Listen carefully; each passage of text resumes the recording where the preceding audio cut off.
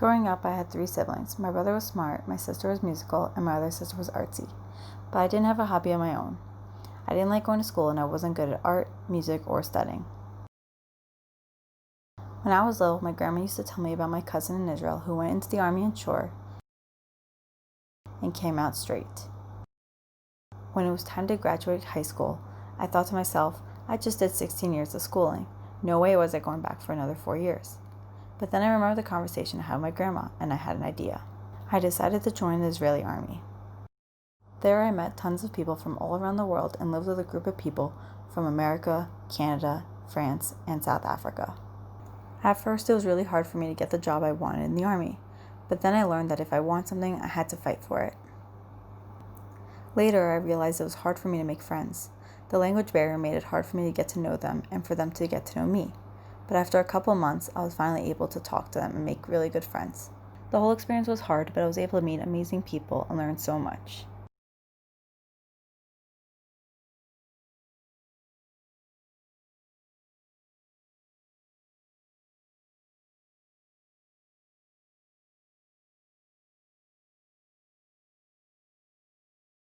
We sing sin. We Dinjin. Spring plunges the landscape into immortal red clouds. On the river surface, fish flash like flowers. Our human world can imagine no mystery to compare with these red knots that stain soft sands.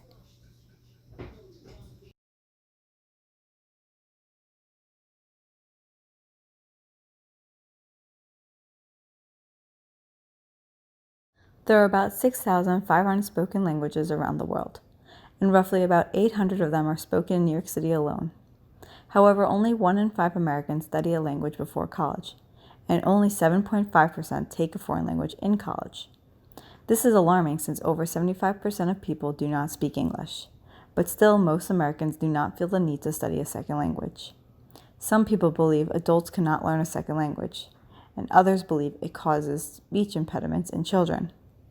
Both these things are not true. However, learning a second language can improve memory and critical thinking. It allows us to better connect with people from different backgrounds and cultures. You never know when you'll find yourself in a situation that speaking a second language will help you or someone else.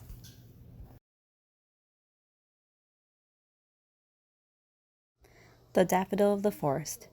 In the forest, many flowers lived and flourished, but the rose was especially beautiful. The flowers often admired and praised the rose, except for the daffodil. They thought the daffodil was too plain to be with them. In another part of the forest, a daughter lived with her sick mother. The doctor said to her, to heal her mother, the daughter must bring flowers to her mother to smell. The daughter quickly went to the forest. When she saw the rose, she asked if she could please take her to her mother. The rose said, "No, I'm too pretty to be picked." Then the other flowers said, "No, we don't want to risk our lives for your mother." The girl was sad, but the daffodil said, "I'll go. You can take me to your mother." The girl was ecstatic. They returned home together. The mother took the daffodil and started to feel better. Because of the daffodil's kindness, the daffodil was given a crown,